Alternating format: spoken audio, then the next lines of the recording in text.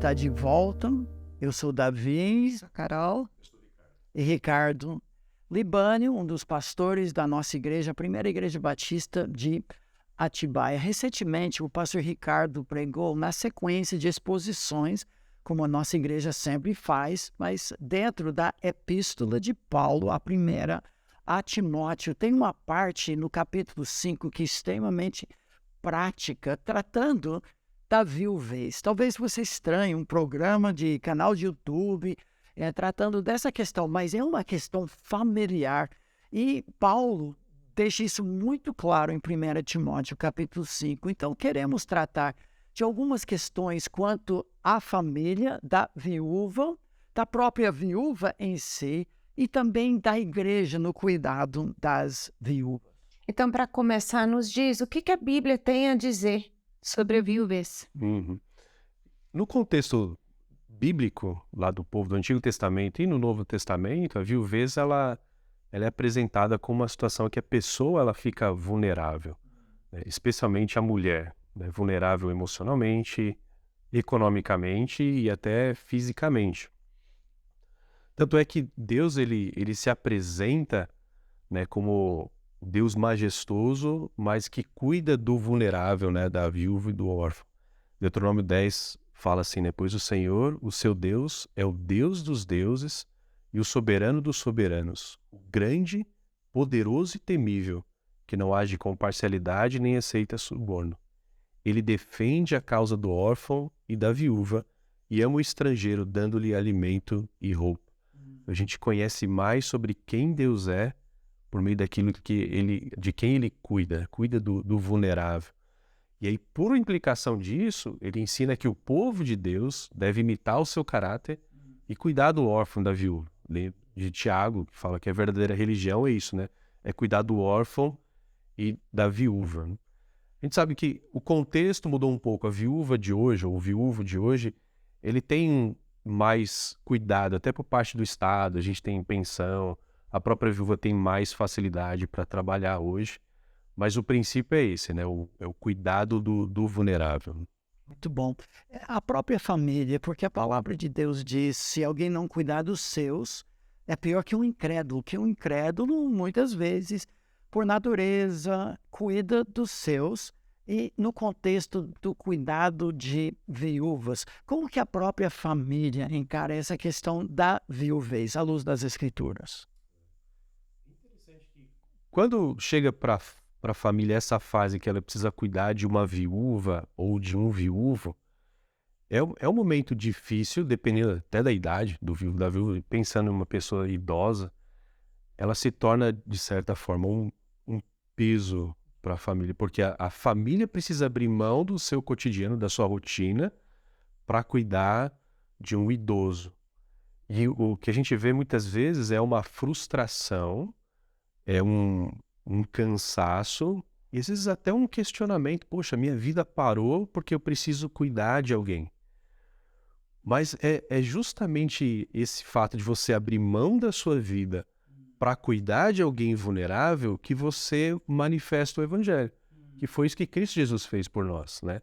Ele abriu mão da sua vida para dar vida para aqueles que são vulneráveis por causa do seu pecado. Por isso que quando Paulo ele fala que a responsabilidade é da família, e quando a família cuida, mostra piedade, mostra o Evangelho, então a gente tem que encarar o cuidar de uma viúva dentro da família não como um parente da nossa vida, não como parar a vida, mas pelo contrário, é um ministério onde eu glorifico a Deus e eu imito o caráter de Deus. Da sua mensagem, esse ponto foi de maior destaque para mim. Eu sei que nossa vida parou, num certo sentido, por mais de 2 anos, enquanto cuidávamos de uma netinha cardiopata que veio a falecer depois daquele período. E tentamos ainda continuar nosso ministério, mas muita coisa parou.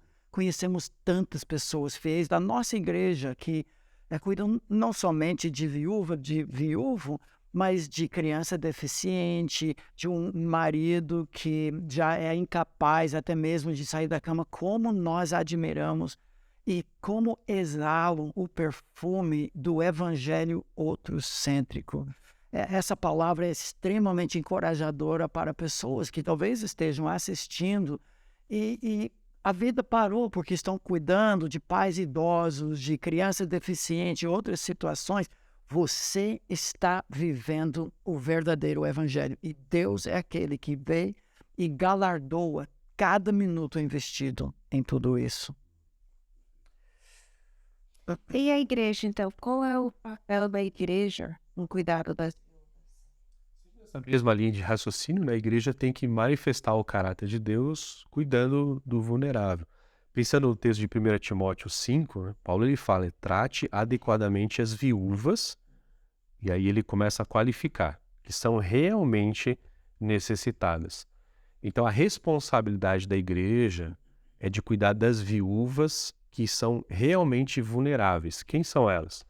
São aquelas que não têm família.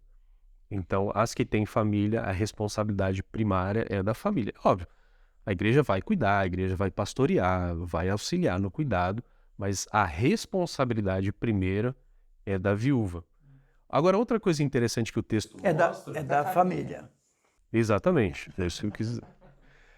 E outra coisa interessante é que também o texto coloca a responsabilidade sobre a própria viúva. Então, ele diz que, por exemplo, nenhuma mulher deve ser inscrita na lista de viúvas, a não ser que tenha mais de 60 anos de idade, tenha sido fiel ao seu marido. Ele vai falar no versículo 11, não incluir na lista as viúvas mais jovens, porque um dos problemas de cuidar de uma viúva jovem, ele diz no versículo 13, elas aprendem a ficar ociosas, andando de casa em casa, também se tornam fofoqueiras, indiscretas e por aí vai. Então, a primeira coisa é cuidar de uma viúva fiel, de uma viúva piedosa, de uma viúva que coloca primeiro a sua dependência em Deus e não aquela que joga a responsabilidade para a igreja. Porque é uma tendência de qualquer um. Quando a gente está passando por um sofrimento, a nossa tendência é colocar a responsabilidade sobre outras pessoas, né?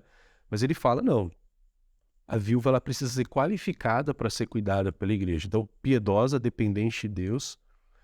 E no caso de uma mais jovem, que poderia, no contexto, ou arranjar um outro casamento, ou, no nosso contexto, ela pode trabalhar com suas próprias mãos, ajudá-la a conseguir isso. Porque se a gente começa a ajudar uma viúva e ela se torna ociosa, aí nós ociosos, a gente acaba indo para o pecado. Então, a responsabilidade da igreja é a terceira em termos de prioridade. A primeira prioridade do cuidado da viúva é dela mesma.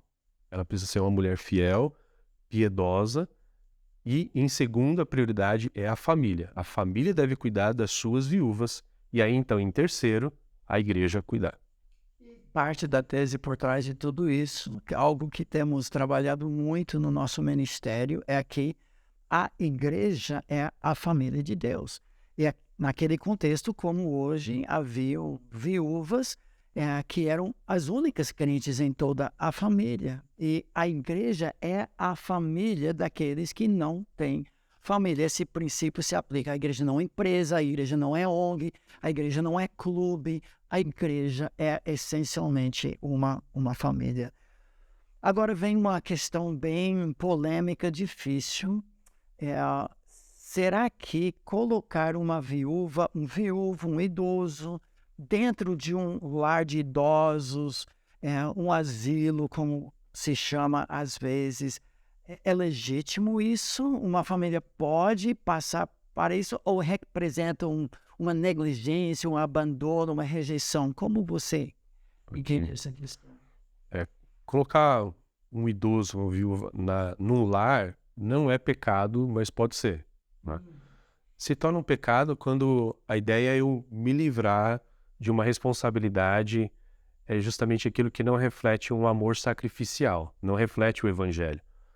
Então, eu quero me livrar da minha responsabilidade, então eu coloco em um lugar, não acompanho, não visito, não tenho mais relacionamento, eu esqueço ali. E eu acho que é essa cultura que torna as pessoas sempre primeiro avessas a essa ideia, né?